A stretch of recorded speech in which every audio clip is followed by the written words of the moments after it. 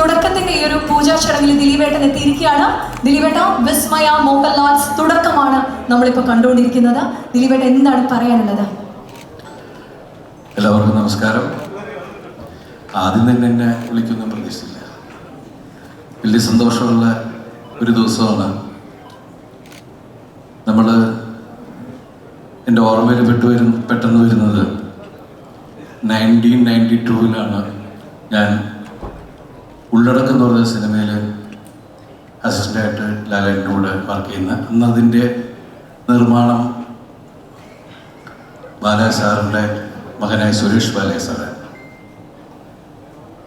ശരിക്കും പറഞ്ഞാൽ south India അല്ല ഇന്ത്യൻ ഫിലിം ഇൻഡസ്ട്രിയുടെ തന്നെ എടുത്തു പറയുന്ന ഒരു ബാനറായിരുന്നു Balaji productions, K Balaji sir.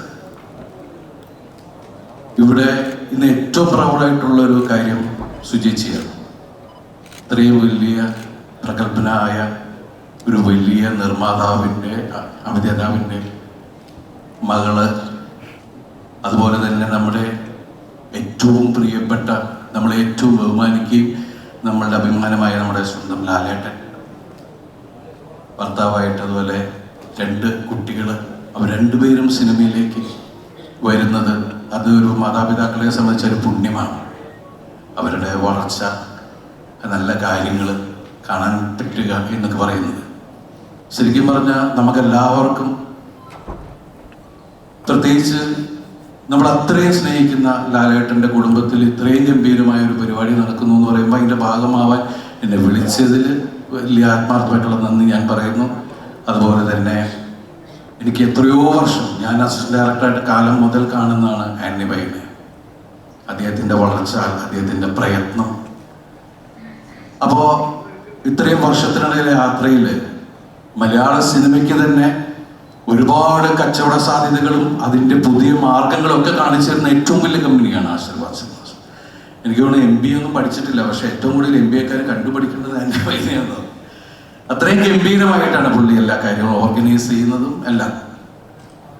ഇന്നിവിടെ ഈ വേദിയിൽ നിൽക്കുമ്പോൾ മായ, ലാലേട്ടൻ്റെ വിസ്മയ, സുചേച്ചിയുടെ വിസ്മയ മലയാള സിനിമയുടെ, ഇന്ത്യൻ സിനിമയുടെ വിസ്മയമായി മാറട്ടെ എന്ന് ആത്മാർത്ഥമായിട്ട് പ്രാർത്ഥിക്കുന്നു.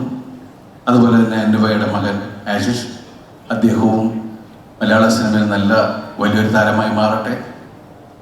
പിന്നെ അപ്പുവിൻ്റെ സിനിമ റിലീസാവുകയാണ്.